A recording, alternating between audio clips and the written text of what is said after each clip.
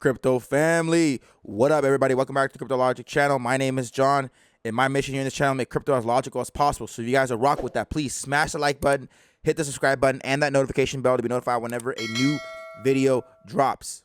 Hope you guys are doing well today. Today is a Monday, so happy Monday. Today is another opportunity to increase your bags, learn a new skill, and develop yourself and become a much better person than you were the day before.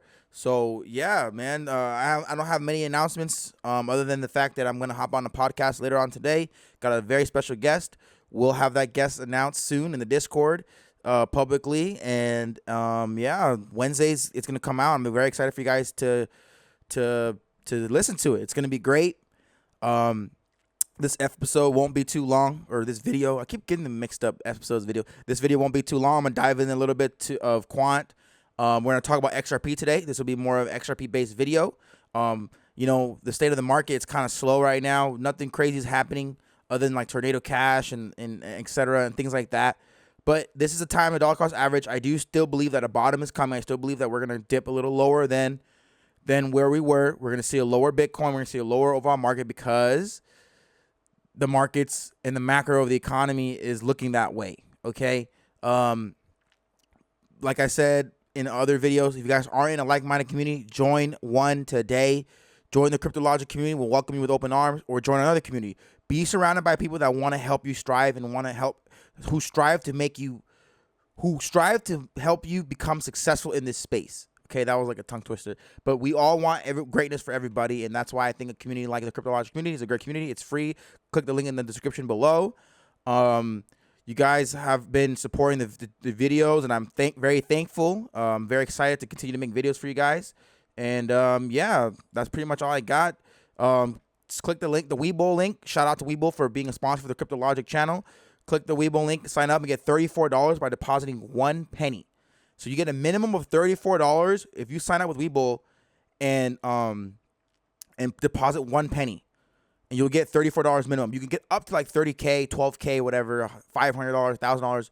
But minimum you're going to get is $34 guaranteed by depositing a 1 penny. So click the Webull link, sign up, get your ledger below as well. The ledger, I believe we're having a special right now. You get 10% off. I'll put the discount code in the description. It's going to end by the end of August. So you have about a week left to get 10% off your Ledger Nano. Go ahead and do that. Shout out to Ledger for being a sponsor as well. They hooked me up with one. You guys protect, not your keys, not your crypto. Protect your crypto. And with that being said, let's dive into the market. So today we got our market cap of all crypto looking at 1.01 trillion. I do believe we'll dip under $1 trillion soon, if not tonight. Bitcoin dominance is at 40%. It's rising. So we know that whenever Bitcoin dominance is rising, more of the money of crypto is flooding into the crypto space, into the Bitcoin, right? Out of the crypto space and into the Bitcoin. We want Bitcoin dominance to be lower. Volume is at 67. Is that 67 billion? Yep, 67 billion. And yeah, market cap is at $1.01 trillion. We're going to dip under. Bitcoin did touch 20K and is at 21,000 now. Ethereum dipped under 1,600. Right, the top 10 is still rounding out. We can't really dictate the marketplace off the top 10 right now. The market is in turmoil, in my opinion. As you can see, we got this token pumping. Trade TON $1.33, up 14% in the day, up 42% in the past month. EOS is pumping. I've been seeing EOS all over Twitter, and EOS has been going nuts. Right, 43% this month. And a lot of people have been talking about it, just like Energy Web token. People are talking about Energy Web token as well, and people are bullish on it. It's becoming more bullish, and people are starting to get more aware of it. It's causing that FOMO. So be mindful of that.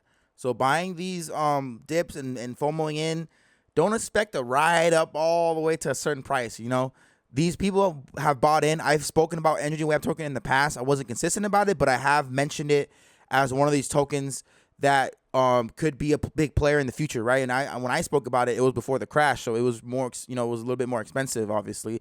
But that is a token that I am aware of, and I do like it. I just never bought into it, and people have bought into it, and now they're starting to realize it. Another sleeper, though, that I think could have a pump out of nowhere is Stacks. I think Stacks, STX, will be another token. You guys are hearing it now. Look into it. I could see Stacks being a token that can pump out of nowhere, and as well as Celer, CELR, which is right there. It's down 22% today. I could see oh, that's Celsius. I'm tripping. Where's Celer at? Where are you at, Celer? I want to see where you are. Okay, you can't really. I don't want to mess it up on live air right now. So let's go look at Celer real quick. That was Celsius. My bad, you guys. Celer right here, Celer Network. I can see Celer Network out of nowhere having a tremendous pump too, just like Energy Web token, etc. I think it's primed for one. It's you know, when you look at these charts, you see a couple big rallies. When's the next one coming? So I could see Celsius, Celer having one on the way, right? And I like Celer. I think Celer has upside, right? I've mentioned it in my previous videos a while ago. I do think that's one of the tokens that can blow up out of nowhere, just like Energy Web token, EOS, etc. Elron is another one too. But yeah, I have a feeling for some reason Stacks is one that could potentially blow up and make some good money, make you like 30% gains or something like that, right? If you look at the year, you look at this, right? So we can see this, 37 cents becoming, back to hitting back to $1.50 again, right? So I believe the all-time high is $3.61. So that's why I'm saying, put in a couple $100 in here, you can make a couple thousand. You know what I mean? Not financial advice. That's just what I think. But yeah, the market is kind of like lukewarm right now. We got a couple tokens pumping. We got Chili's. I've seen this on Twitter a lot, right? Up 87% in the last month. It's crazy. If you put like 10 grand in the beginning of the month on this, you would have made $8,700. Like, that's insane, right? Quant's down. We're going to talk about Quant next. Quant corrects and falls below $100. It's back up over $100 again. So we could see Quant getting a lot of recognition and people talking about it now. It's becoming a token that people are really aware of.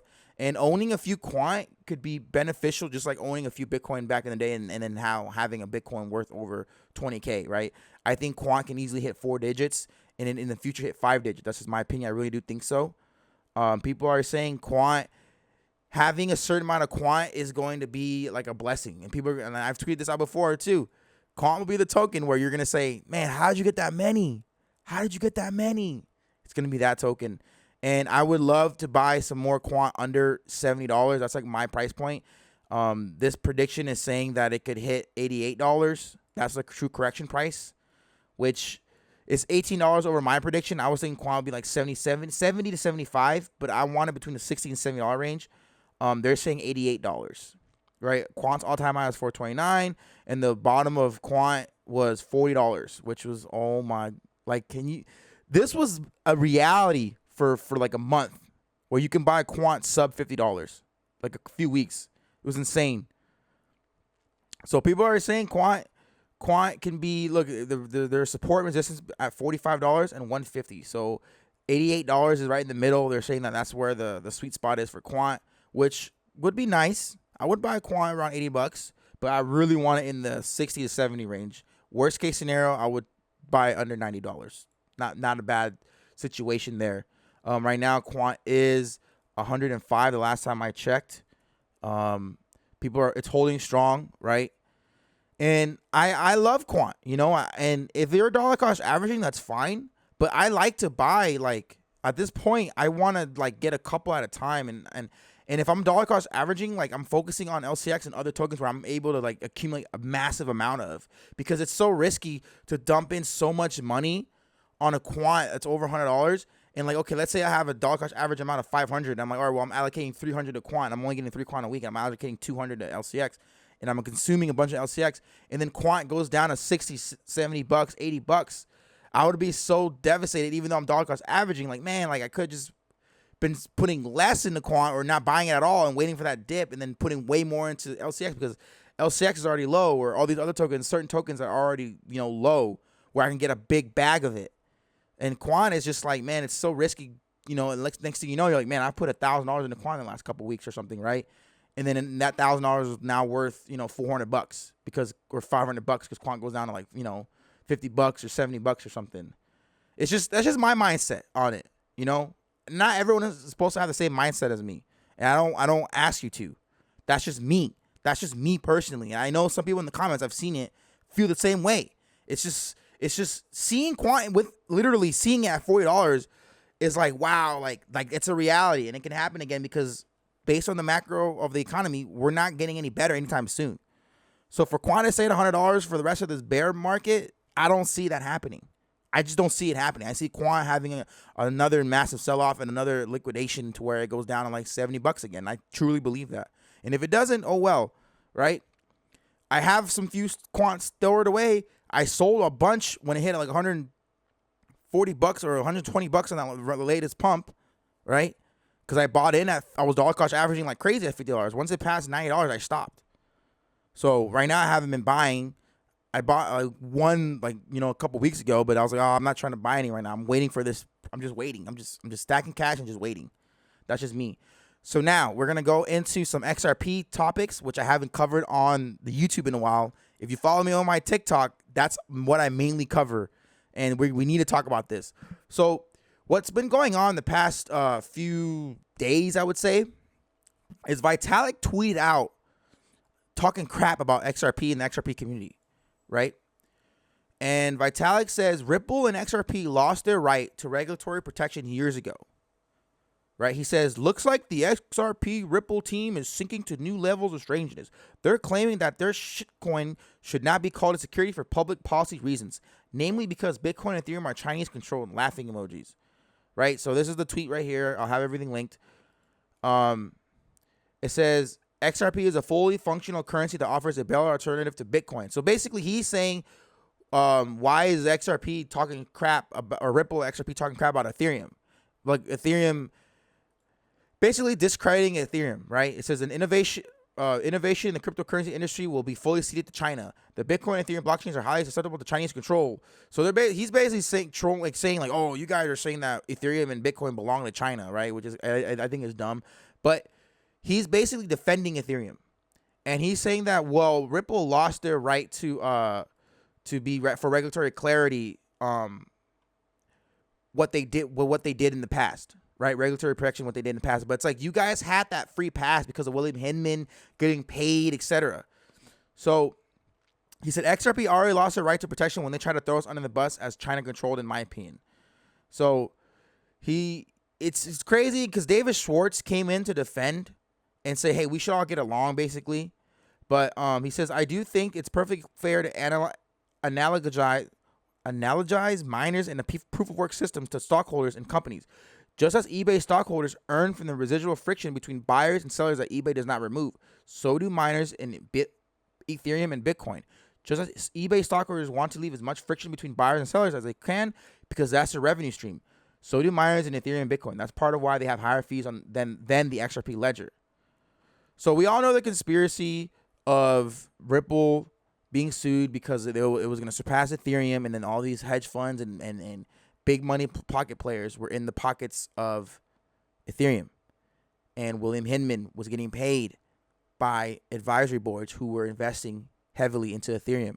And they paid William Hinman handsome amount of money to go in, basically talk publicly and declare, oh, Ethereum's not secure. Ethereum's good to go. Ethereum's straight, allowing Ethereum to rise, right? And then there's also another, I don't think a conspiracy, but another fact that came out. Vitalik used to, in 2013 or something like that, used to come to Ripple offices. He basically stole the idea of smart contracts because Ripple at that time didn't know if they want to go through the cross-border payment route or the smart contract route. And Vitalik soaked up this information, went and created and added smart contracts to Ethereum. Basically, he did what Mark Zuckerberg did. If you watch the social network, kind of the same thing. So now Ripple lawyers are taking a dig at Vitalik following his comments. So now the lawyers are getting involved. So I want to find out where they talk about it, but it says, a recent battle of words between Vitalik and the Ripple token holders' lawyer has erupted on the internet. The XRP holders' lawyer, John Deaton, criticized the Ethereum co-founder through a series of Twitter threads. He said that Viturn's remark to the Ripple asset holders is hateful and immature. When it comes to prominent personals with the crypto space, the co-founder of Ethereum, Vitalik, is a force to be reckoned with. His words and actions create a lasting impression on the Ethereum community and reasonably on others. Moreover, he pulls a forceful influence on different dimensions of the crypto industry. So basically, John Dean said that Buterin needs to clarify or delete his tweet against them, which depicts a shameful and disgusting action. So this is insane because now the communities are fighting each other. The two communities are fighting each other, and it's been like this for a while. We know the conspiracy between Ethereum and Ripple and XRP. We know what the situation is. We know that Ethereum basically got a free pass, and XRP, Ripple, got held back. And they have to work outside of the U.S., not allowing them to fully get that market cap that we all know XRP could achieve, right? A $500 billion market cap, $1 trillion market cap, right? Making XRP, $5 or whatever, $10 at most, right? In my opinion, potentially could be more. So that's the big thing. And this is what I found today on Twitter with Brian Brooks, former chief legal officer at Coinbase, saying this about Ripple and XRP. You guys, check this out. Brian, speaking of Ripple, you worked at Coinbase. You worked in the government, albeit for under a year. So tell us, is XRP a security, yes or no? Well, these are complicated questions and matters of pending litigation, so who can say? But here's what I would tell you, though, which I think is the most important issue about XRP, and that is there is a difference, okay? There's a difference between the way in which an asset is distributed and the nature of the asset at a given moment in time. And I think the issue in Ripple that gets lost in all of the discussion is whatever happened in the original distribution of XRP tokens, 10 years ago, and whether that was or wasn't an unregistered securities offering, that's what the courts will decide. That's a different question from whether XRP today is a security. And the SEC itself has said that assets can change their nature over time as they achieve utility and as they achieve decentralization. So if I had to make a prediction, I'll just make a quick prediction, and that is that there is a settlement to be done here somewhere, and the settlement has to do with the distribution of the tokens so that existing token holders can continue to trade them and find value in them the way that they do. You guys, that is huge. Brian Brooks, he's the one that stood up in front of Congress and explained to them what a blockchain is, what smart contracts are. He was a former chief legal officer at Coinbase. He's a current CEO of Bitfury, I believe. He knows a thing or two about crypto. He basically said, yeah, what Ripple did in the past, of course, that probably you could say that was a security. But if you're talking about XRP being a security today, no. And that's what the SEC is trying to say. The SEC is suing Ripple because, they're deeming XRP as it stands as a security. And you're like, well, you guys, the SEC, you guys have said it in the past because you applied this to Ethereum. A token can start off and offer and be unregistered security, but then once utility is brought in and created, it's no longer as it stands a security. The SEC specifically said that themselves. So why is that able to apply to Ethereum, but then not XRP?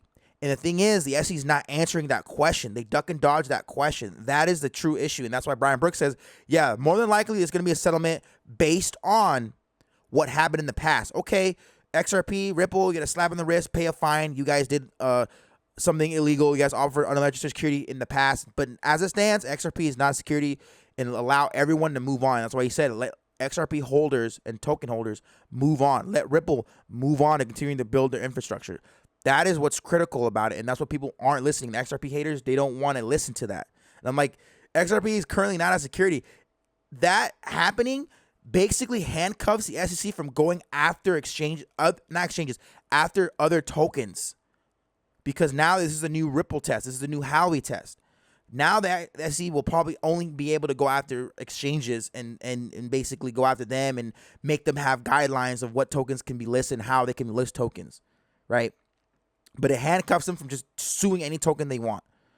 That is a critical thing, and that's why it's very, very, very important to pay attention to this lawsuit. And I haven't spoken about it on YouTube in a while. And yeah, you guys, check that out. Listen to it again if you guys need to. I'll link it in the description below. But yeah, it's huge, huge, huge, huge, huge news. Bombshell from Brian Brooks. Shout out to Brian Brooks. Love that guy. He's a legend in the crypto space. But yeah, you guys, that's all I got for today. Another 20-minute video for you guys. There will be timestamps. I'm appreciative of all you guys that stayed this far and watched it this far. Share this video with a friend. Leave in the comments what you guys think. And I got more announcements coming. Got some crazy, crazy things coming for the NFT collection, the XRP family. I have had meetings with people who are prominent in the NFT space that have sold out their collections. I've had meetings with other people who are prominent in the XRP community that's going to help take the XRP family to the next level. I have like 3 pages of notes, and I'm building the roadmap right now. Will be released very soon. There'll be like 3 or 4 versions of the roadmap, but version 1 is going to go up until like, Q2 of next year. And then they'll be, continuing. I have big plans for it, big collabs for it. I'm so anxious to tell you guys, but I'm building right now, you guys. I'm building this collection. I'm gonna have whitelist spots opening. You guys will have every opportunity to get your hands on these and make money on these, be successful in these. They're gonna be good utility for it. I'm so excited for you guys. And the ones who stuck to the end to listen to this, you guys are getting the inside scoop on it. Join the Discord for more information on it. But yeah, you guys. Appreciate every single one of you. You guys be safe, make some money, stack your money, get ready for the crash that's coming. Buy some crypto when it happens. I'll let you guys know, obviously. And I'll see you guys in the next video. Peace.